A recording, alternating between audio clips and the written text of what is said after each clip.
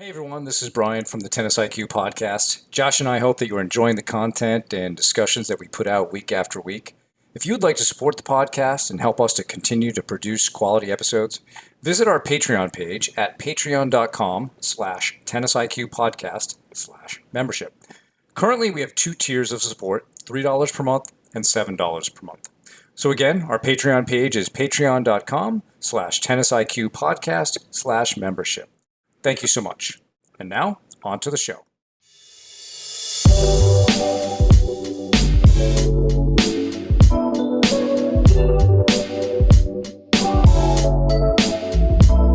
Hello and welcome to the Tennis IQ podcast. I'm Brian Lomax.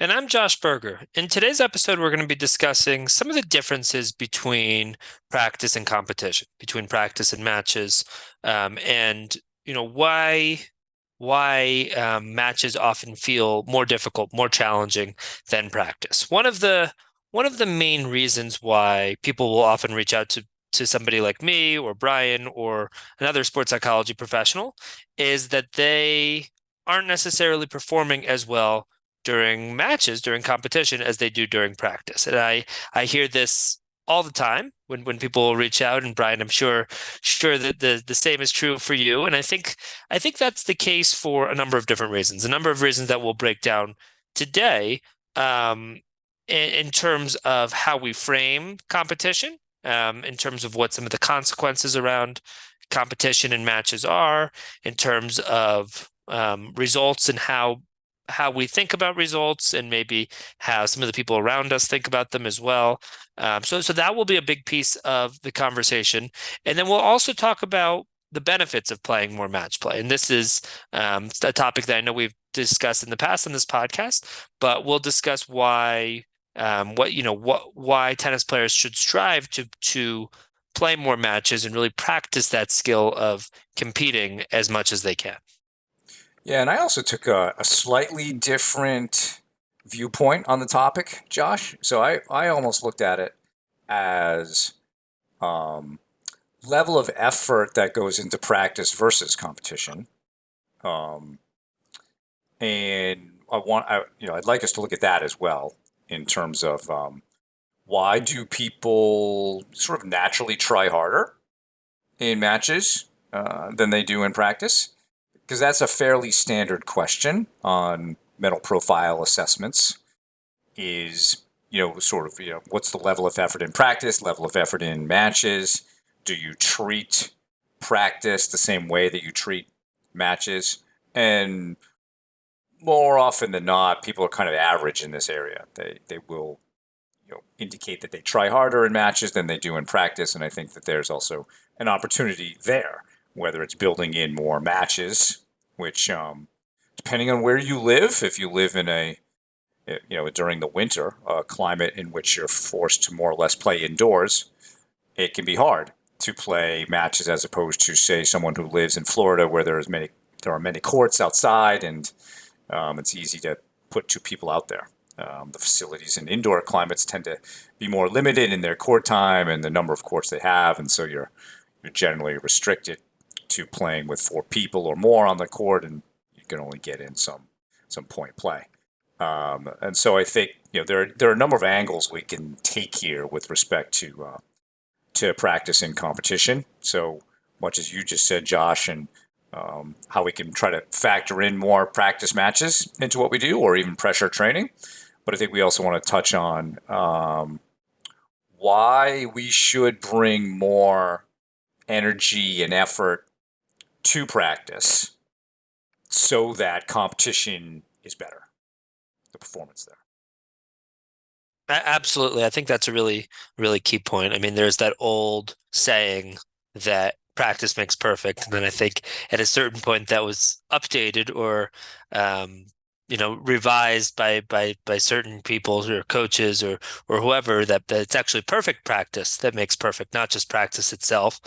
And when we think about the conditions that we need to have that perfect practice or a better practice, I think, yeah, that effort level, that energy, that sort of desire to win and be at our best, which tends to exist a lot more during matches, needs to be there in order to really try to create those conditions, at least as close as possible. So no, I agree. I think that's a big point, and I've seen this as well as a coach, right? And as a coach at a number of different levels, just that general intensity that somebody has during a match compared to what they bring out during practice. And I've been there myself too, as a junior player, as a college player, as an adult. I've been there, and I can say that I don't necessarily feel it. My effort level or intensity has always matched that that of during a match. So I think you know as a coach, there are a couple big areas that I would look at, footwork being a big one. I think a lot of players, myself included at times, tend to maybe not move their feet in the same kind of way in practice compared to a match. I think decision making can look very different as well, and which is, you know, I think there's different mental skills related to decision making, such as focus, such as being in more of a present state of mind. But I think decision making can look very different. And then just general effort levels, the ability to, really try to get to a ball rather than letting it bounce twice. If two players are just hitting around, really run for a drop shot, chase down that one extra ball that it looks like you probably won't get to, but maybe there's a chance. And rather than just letting it go, trying to get a racket on it, trying to get one more shot in play. So I'm glad you're bringing up that point of the difference in, effort level, intensity, general focus, because I think that's something that I would say most tennis players have probably experienced that drastic difference between matches and practice in terms of that. Yeah, and I think if we can close the gap between those two, maybe the gap for certain players is pretty big in terms of the focus level, the effort, the hustle in practice versus in the match. Like your example of letting a ball bounce twice is perfect because you would never do that. Hopefully, in a match, you would chase it down. Yet you're missing the opportunity to actually practice that skill of hustle in practice. You probably now, when you practice hustle in practice, you almost like bring more capacity to that skill in matches. It's possible that you've never really tested yourself in a match, you never really pushed your physical capacity there. But now by really pushing yourself in practice, you'll actually be able to be better at it in competition. And so I think one of the reasons that people tend to try harder in matches is that they feel like there's more to play for, right? We're playing to win. This counts. There's more on the line.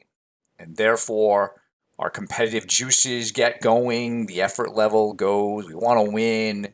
How we channel that maybe into all the different competitive and technical and tactical skills is different for each of us. But that stuff, you start getting really motivated, amped up to win. And when you look at practice, perhaps you don't see as much on the line. Perhaps you don't see as much to play for. And I think, part of our job today, Josh, is can we change that thought process a little bit so that we can close the gap between what's on the line in practice and what's on the line on the competition court?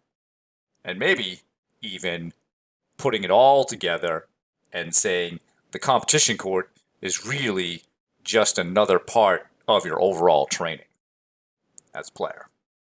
And practicing and practice matches are actually preparation for you to go out and test yourself on that competition court.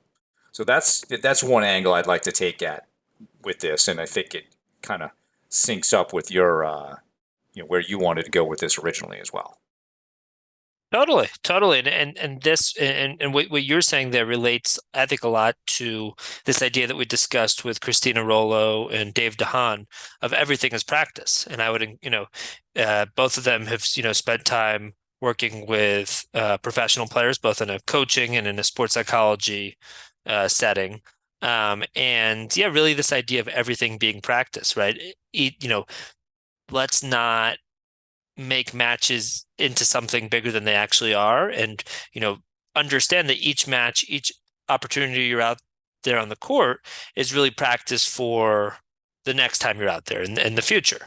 And yeah, I think we want to try to find ways to bridge that gap, both in terms of making our practice more match-like and trying to simulate some of those conditions of matches, whether it's adding some level of consequence. And this is actually something that my master's degree dissertation, I interviewed several collegiate coaches about mental toughness in tennis, and this was one of the conclusions that in order to increase this, we want to make matches feel as much we want to make practice feel as much like matches as possible.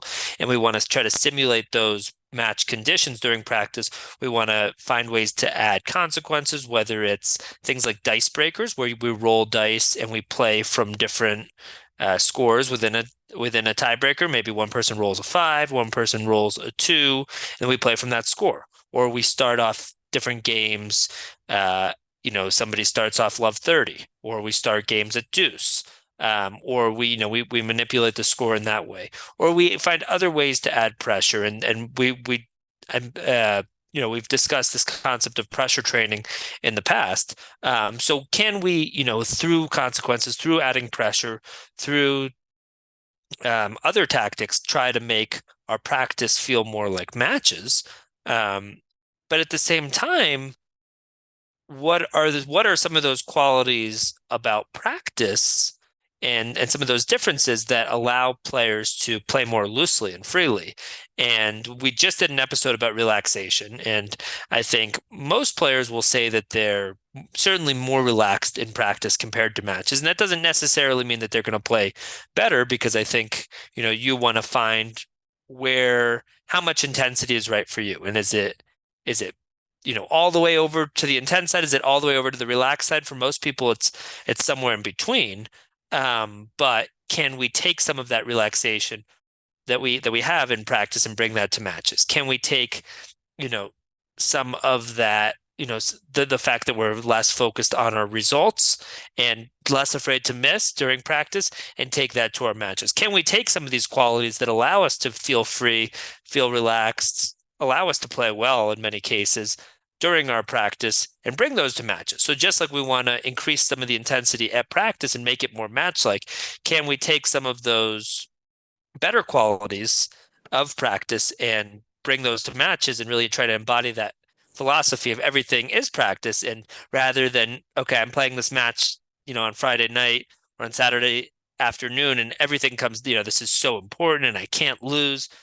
Can we start to have the philosophy and the attitude that, this is a milestone, this is a quiz or a test in my competitive journey, but it's not like everything falls on, everything comes down to this. This is just another piece of my training, just like you said, right? Matches are a piece of my training, just like practices are. It's another chance for me to get better and get a little bit closer to that player that I'm trying to become. I think to me, the beauty of the everything is practice philosophy is that it can really reduce the pressure that you feel when you are playing matches. And this touches on a lot of past discussions and episodes that we've had. But when you look at everything as practice, you're valuing the player that you're becoming. You're valuing your development as a player. And you can begin to look at these competitive matches simply as experiences that I need to have in order to help me build and grow and learn. And that's all that's really at stake. And it's true for practice as well. What's really at stake is your potential, is your ability to become that great player. And by maybe getting a little bit too hyped up about competition and not playing the way you really want to because you're afraid or you're avoiding things, your ability to become that great player is lessened, right? And so when you begin to kind of enclose competitive matches into your overall training and development plan, then you can start to see things this way. You can start to realize that this is not an existential threat. My career is not on the line, or I'm not trying to prove who I am today. Like I have to prove to everybody I'm a good player right now. This is about, let me go out and experience this match, see what I can learn, and based on that, we'll make changes for the next one, and then so on and so forth until you reach a point where, and I don't know that actually you never reach this point, right? When we were pursuing mastery, it never stops, right? It's sort of this ladder that goes into the sky, and there's no end. And I recently read something that we have all heard of Malcolm Gladwell's simplification of Anders Ericsson's work into the 10,000 hour rule. And but couldn't we say, Josh, that there is no hour rule, right? It's the it's the infinite hour rule.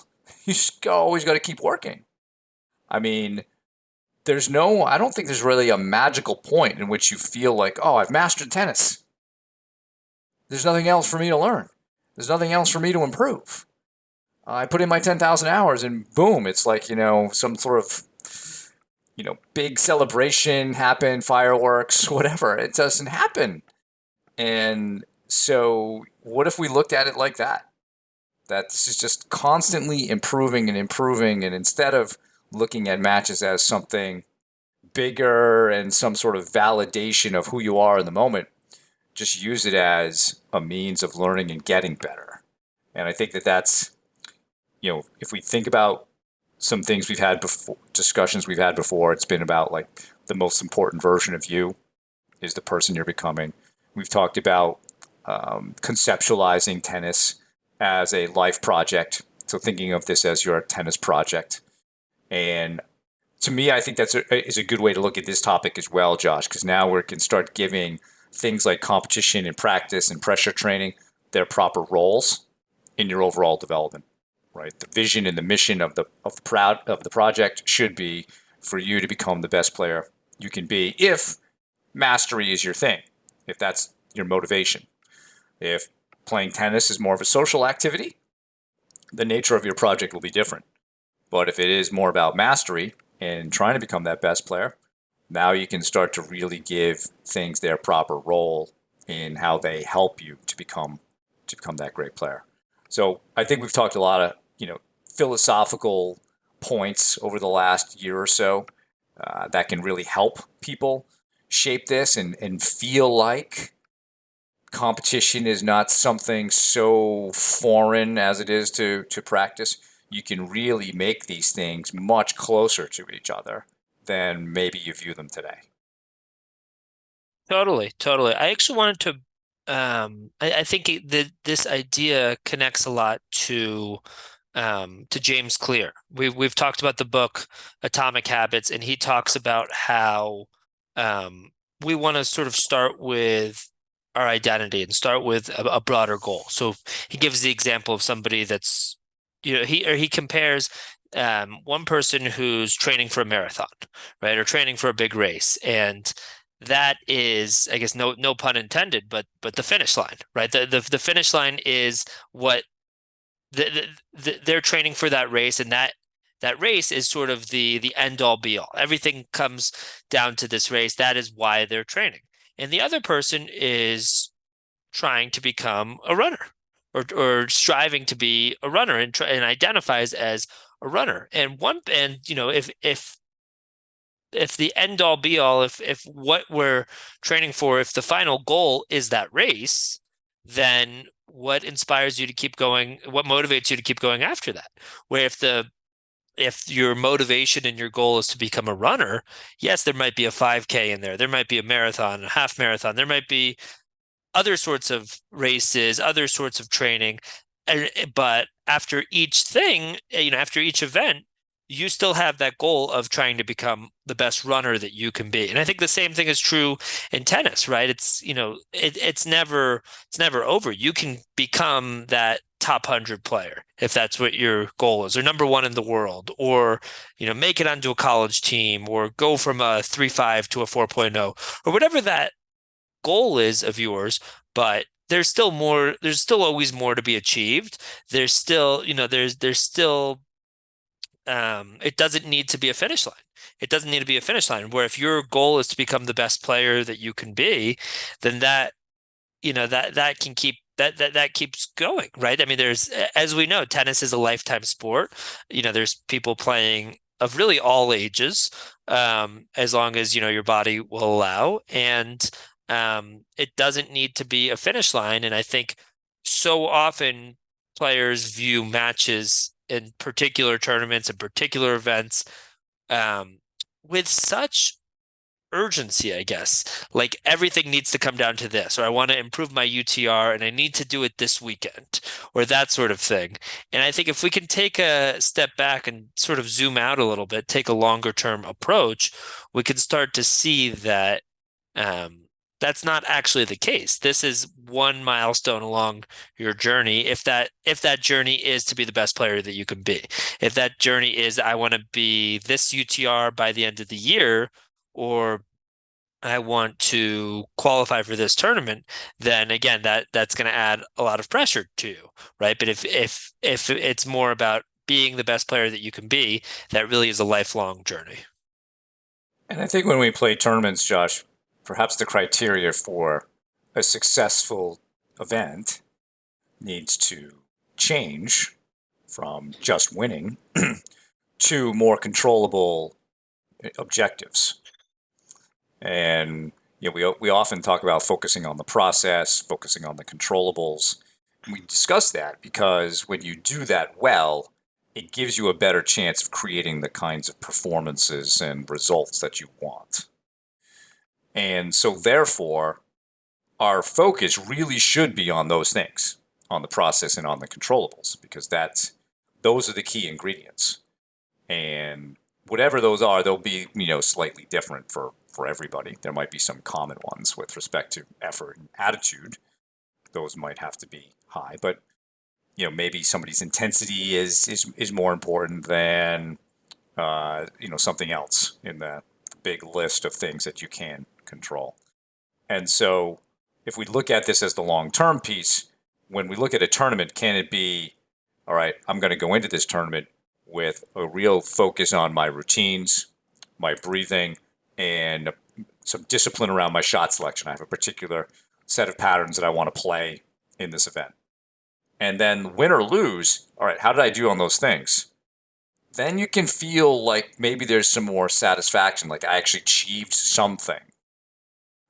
Because you could also go out, not focus on those three things and win, but then your game maybe didn't develop, right? Think of like, this is very often the case in some 12 and under tournaments or 10 and under tournaments, that you're always going to have one or two kids who are just going to hit kind of sky moonballs. And now that could be a great tactic, but if that's like your A game, there's only so far one can go with that before that game won't work anymore. So do you want to be the greatest 10-year-old in the world? Or would you prefer to be, the best 25-year-old that you can be?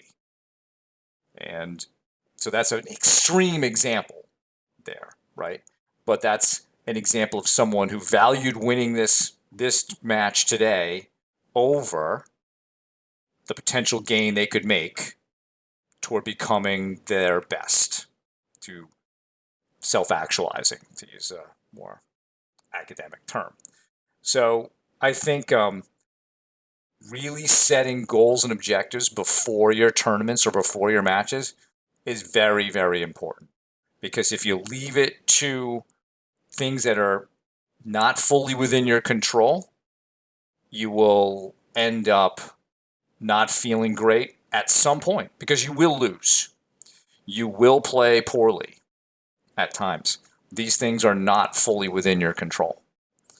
And so I think a big shift here is to evaluate and set really good objectives beforehand with things you can control. And if you reach those, what more can we ask of you? Now, if you don't reach those, you should similarly be disappointed because they were controllable. So if you played with a poor attitude, okay, you should be disappointed with the fact that you played with a poor attitude, or your effort was less than it should have been, or and so forth. But that then gives you something to really dig into now and make adjustments. When we start looking at level of play and performance, yes, you can dig into those, but you know what's going to come down to? It's going to come down to something you can control that you probably just didn't do well. And so we're really kind of shortcutting that process and just going straight to the things that we can control that we believe will give us the best chance of playing. So, I think we're on the same page here. So we're really trying to just fold this whole competition thing into the overall training program rather than having it live outside the training program. Like, oh, we train, and train. Now it's time to go play a tournament. It's just a separate thing. We do it, and then we come back and we train and train. No, it's inside. It's all part of the same project, right? And the goal isn't just winning. The goal is becoming the best we can be. Totally. And not just, the best that we can be is not just the best practice player that we can be, or it's not just somebody that is able to turn it on during matches, but during practice they're at 70%. It's the best player that we can be overall, and recognizing that, each of those pieces is really important. And I think this idea of controlling the controllables, and it's generally, when I work with someone, it's the first thing that I after sort of the introduction, starting to get to know them a little bit, it's generally the first thing that I talk to them about, because I think it provides a nice foundation for what are things that we can focus on, what are things that we can actually impact, right? But also, what are things that we can't. And these things, like our opponent's line calls, or the weather, or the courts, or the fans, or our opponents, how well they're playing that day, all these different things can be annoying, can be frustrating, they can get on our nerves, they can impact our performance, but we need to be able to get to a point of acceptance with that and really try to focus on these things that can really make a difference. And I think our intensity, our dedication during practice is one of those big ones. And yeah, I think, one of the big ways that we can, really try to focus on these controllable things is to try to set an intention. So maybe it's setting a specific intention, maybe it's process goals that we set up for ourselves going into a practice, going into a match, and we're really trying to, focus on those when we're out there. And at the end of the day, can we say honestly how we've done with those? Can we rate how that's gone? Can, rather than just saying, okay, I'm just trying to play well out there, can we be more specific and say, okay, I'm trying to, really try to focus on my footwork today, or I'm really trying to, I played this opponent last time and their backhand was really a huge liability. One of my process goals today is to really try to make them try to hit 2/3 or 3/4 of their shots on that backhand side, force them to beat you with their weaker shot. Maybe it's about how you spend time in between points. Maybe it's about your preparation leading up to a match. Whatever it is, can we really be clear and intentional about our matches and our practices, and go in with those clear intentions, so that at the end of the day, if we've achieved those process goals, if we've, have done what we intended to do, and ultimately the match didn't go our way, then so be it. That's going to happen sometimes. Some days we're going to play better than others. But if you did, if you succeeded at those areas that you're really trying to focus on, then that's a win, right? And I think that goes back to actually to a point that you were making earlier, Brian. Like, can we shift the way that we look at competition, where it's not all just about getting, finding a way to get the win? And I think there is a benefit to finding a way, and to, competing and those competition skills. But can it also be about, and maybe even more at times, about achieving what we're trying to achieve out there, getting a little bit better, playing in a way that, if that 12-year-old is listening, or that parent of a 12-year-old is listening, that moonballing is not going to turn that player into a great 16 and under player, an 18 and under player, in high school, college level player. Maybe that player that has traditionally moonballed and won matches like that can step outside of their comfort zone, and maybe there's some growing pains and they lose some matches because they're stepping outside of it, and maybe hitting with with more topspin rather than just kind of lobbing. Um, and maybe there are some growing pains and they lose some matches in the meantime, but they're really embracing that new playing style, and that leads to greater results over time, which is a win. So if maybe that intention going into the match is that new sort of playing style. One of the things that I see with players is that they don't do in practice what they do in matches. So I'll give an example. So each week I work with a local Division 1 college women's team. And one of my observations of the majority of the players is that their behavior on the court in practice is worse than it is in matches. They're much more negative. Whenever they make a mistake, they get on themselves. So there's a lot more out loud negative self talk. And but they don't typically do this in matches. Some do, but for the most part, it takes a lot longer in a match for that behavior to come out than it does in practice. In practice, it comes out, the first 5 minutes. They miss a shot, oh, then there's some sort of statement around that. So, yeah, I've been getting a little bit not tired of that, but I'm just like curious about it. So I was like, all right, I want to run a little experiment here. I'm going to tell all of you how to react after every single point. So we'll call it positive response training. And so every one of you, when a point is over, you're going to put your racket in your left hand. You're going to hold it by the throat, and you're going to look at the strings, and you're going to walk to the back curtain. And so they did it, and the behavior was much better. And in fact, the level of play for most of them was much better. And so we talked about it afterwards, about their observations and their experience with it. And for most of them, they said it was easy to do because I had given them a very specific task to work on. So they didn't necessarily go to judging themselves or whatever. Another player said, "Well, I know that you're watching us do this, so I better do it." And they all recognize that to a certain extent they kind of do this in matches, but they're not doing it in practice. And I'm like, well, why? Why aren't you doing it here? Why aren't you practicing the way you're going to compete? Why are we on some courts goofing around and other courts we're taking it seriously? And I kind of left those questions, more to kind of hang out there and let them think about it. I don't want to give them all of the answers. I want them to sort of explore that. But that's an example of bringing something that we know we need to do in matches, bring it specifically to practice because it needs to be better there. And these are just like the little things that everybody can inject into their own practices to take it to the point of I practice the things I want to use in matches when I compete. I practice like I compete. That could be as simple as using your between point routine in a practice match. So many people will tell me, well, it was just a practice match. Just a practice match? That's, how can you be good at this when you're competing in a tournament if you never practice it? Right? So the importance of practice, I think, Josh, needs to be brought up several levels. It's not just about hitting balls and maybe working on some technical things. It's understanding that I am preparing for battle. And of course, the competition court is, like we just said, it is part of your overall training plan, but it's a different place. Different things are going on there, and you need to be ready for that.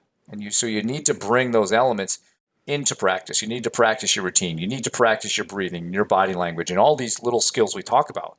That's not just for tournaments. It has to be on the practice court. And it can be hard because not everybody's going to be doing it. You might be the only one in your practice taking it seriously. But perhaps you can be the model. Perhaps what you do can be contagious with that. And so even coaches who are listening, can we work more of that into your practices so that players are not seeing practice as something lesser than what competition is? Because I think to me, there's a lot on the line in practice, right? To think that there's more on the line in matches than in practice. I don't think that that's necessarily true, or it doesn't have to be. You can close that gap and realize that your potential is online every day. Every day you go to practice or play a match is an opportunity to make progress on terms of the player that you're becoming. You mentioned the whole thing with your college coaches in your dissertation. That's what they're doing by bringing pressure and consequences into practice, right? They're trying to make the environment more similar. And if you're truly competitive, then you should want to bring more competition into your practice environment. I think there can oftentimes be, when you do this with clinics or teams, some players may try to game the system and just win the drill. Of course, you want to make sure you're working on the objective of the drill and not just winning the game. Uh, so that's just something to keep in mind. But this then can give you much more purpose to your practice. Anders Ericsson, whose research really was the backbone of the whole 10,000 hour rule, talked about what elite performers in any context do better than others. And he called it deliberate practice, maybe a little bit lesser than deliberate practice would be purposeful practice, but it's going into practice with your own objectives. I was talking to a player last night who he's on a high school team and he has to practice with several players who are not his level. And he's worried about getting worse. And so we talked about, well, it doesn't matter who you're playing with. You can bring objectives to that. You could be perfect with your footwork. You could work on your slice shots. It's all up to you about what you want to get out of that time on the court. And so, he liked that idea because he has to go to these practices for his high school team, and he doesn't want to get worse. So bringing specific objectives to these things is helpful, and it's going to help him be better in his tournament matches. So I think it's all about you bringing objectives and purpose and being deliberate about how you practice. And then lastly, Josh, I would say, let's be sure that we don't judge a practice as good or bad. I hear that all the time. Oh, I had a bad practice today. What's that based on? It's based on probably something out of your control. Oh, you didn't play well. Okay, well, why didn't you play well? Probably didn't have objectives going into it. And I feel like this was me as a junior player, Josh, because I'm just like these college players that I've talked about. Behavior in practice, way worse than behavior in matches. And it wasn't because my emotional maturity was problematic. It may have been, but I don't think that was the root. It was more that I didn't have specific points of focus in practice. I just went and just did what they said. And, practice is in some ways meant to be frustrating. They're putting you into situations where you're going to make mistakes. But in a match, I was very focused because I knew the objective. All right, the objective is to win 2 sets here. Didn't have such an objective with practice. Therefore, my focus was too broad and not specific enough, and therefore my behavior was poor. When I changed that, my complete temperament on the court changed. And now whenever I go play, it's not that I don't get frustrated at times. That will happen, but not to the extent that it used to be. And so this idea of purposeful, deliberate practice with goals, objectives, intentions is so important if you want to do better in competition. Totally. I think, yeah, I think you're bringing up a really good point there that through that, deliberate or purposeful practice, we give ourselves the chance to really go in with a specific goal. As you mentioned, in matches, it's very clear what that goal is. We want to find a way to win.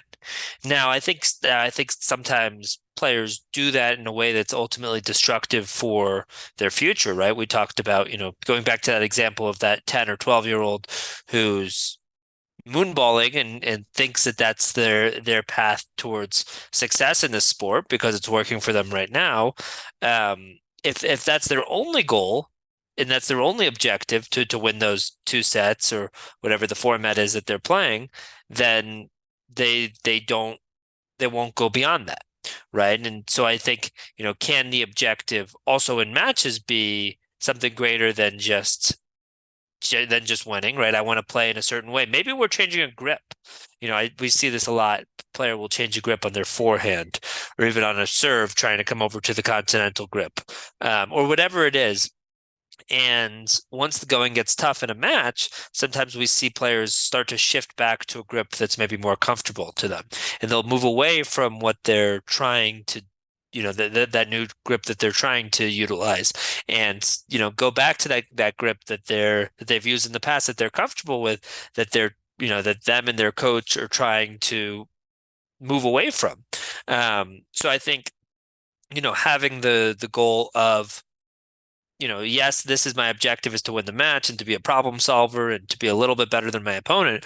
But I want to do it in a way where I'm not jeopardizing my future, where I'm actually setting myself up for future success here. But, and I think practice, really clearly laying out what those objectives are. And, writing, I think that can be done verbally, but I think writing that down is better, because then it's more clear. And then we can take a look at that afterwards, see how we did, rate how we did, and then you can look back at it. That's, I think, a big piece of um, journaling that's maybe not always thought about, right? If we can start to write down, and start to journal about our practice, about our matches, it's helpful in the moment, certainly, to be able to get those ideas out there, but it's also helpful in a month or in 3 months, 6 months, in a year, right? You look back at, okay, 4 months ago, this is something that I was working on that grip change. And now look at where that forehand is. Right now I'm really able to use it as a weapon. Or I was struggling with how I managed my emotions in between points or during changeovers. And now look at that progress. So I think um, having those clear objectives, keeping track of those and how you're doing with those on a daily basis, also make it a lot easier, because then, in order to track our progress, and it can also be a great source of confidence. We can see that progress that we're making. Hopefully we're moving in the right direction. We can see that, start to keep track of that. And then that can be a resource that we can look back at maybe the night before a match, that even build that into our pre-match routine as a way to yeah, we sort of remind ourselves of how far we've come, and of compare ourselves now to where we were in the past. Yeah. So I think overall, I don't know. I feel like if I were to sum this up, Josh, it's about reducing the pressure of competition so it can feel like practice. But on the other hand, increasing the intensity and maybe the pressure in practice so that they become much more like one and the same. In some ways, we put too much pressure on competition and not enough in practice. Can we, lower it in one and raise it in the other so that we're really kind of in the same sphere, and that these things kind of work together seamlessly, all in the service of helping us become the best player that we can become. And I think we've provided a few ideas here. Certainly, would love to hear from people about other things that they could work on in practice, as well as how to reduce pressure and competition. But I'm just curious, if do you think that summation is correct? I do, because I think we talked a lot about both sides of that, how to make practice feel more like a match, and how to take some of those qualities from practice and bring them to matches. Because I think the overall goal here, well, one of the overall goals here, is that when it's time to play a match, it it doesn't feel so different, right? It doesn't feel like, okay, I practice, practice, practice, and then all of a sudden it's a match. Uh-oh, this is going to be really tough. This is going to be, have so much more pressure. This is going to, now I have to really think about the consequences. If if our practice starts to mirror that, then it doesn't feel so different. And on the other side of things, if we start to go into practice with more specific, deliberate intentions and objectives, then we can start to get a lot more out of it. We're not just going through the motions. We're not just fooling around, hanging out with our friends. We're able to really get as much out of it as possible, and setting ourselves up to perform better in those practices and in those matches. So, absolutely. Yeah, 100%. So, well, that was a great discussion. Thanks for bringing that topic to the table, Josh. And thank you, everybody, for listening.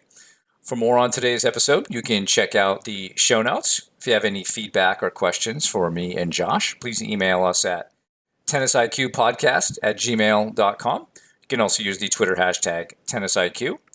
Additionally, please subscribe to the show on your podcast platform of choice, including YouTube, so you can be notified of new episodes. You can also check us out on Instagram. If you'd like to support the podcast, please visit our Patreon page at patreon.com/tennisiq/membership. Thanks again, and we'll talk to you soon in our next episode.